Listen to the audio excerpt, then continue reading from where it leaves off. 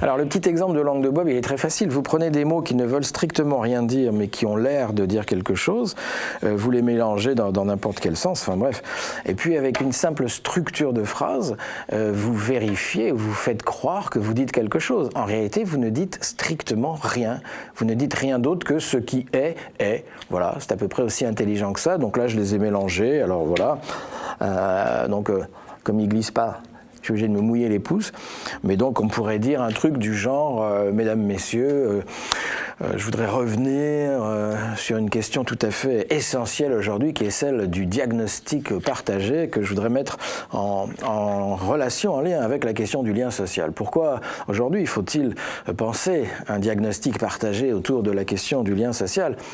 Au fond, pour une raison extrêmement simple, c'est qu'à l'heure de la décentralisation, c'est désormais dans la décentralisation et à partir d'un diagnostic partagé que nous pouvons relever le défi de la mondialisation. Alors, inscrire le défi de la mondialisation dans une relation de proximité, cela suppose plusieurs choses. Cela suppose de repenser la citoyenneté sous l'angle des relations interculturelles, c'est-à-dire de l'inscription, si vous préférez, de la mondialisation dans l'espace désormais incontournable du local.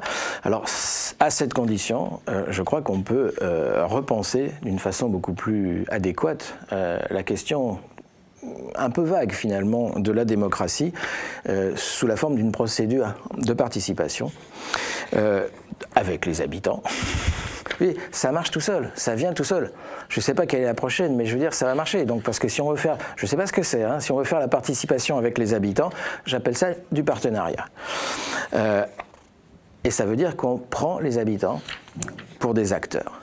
Alors, des acteurs, ça suppose d'être sérieux avec eux, ça suppose de passer avec eux un véritable contrat de développement local.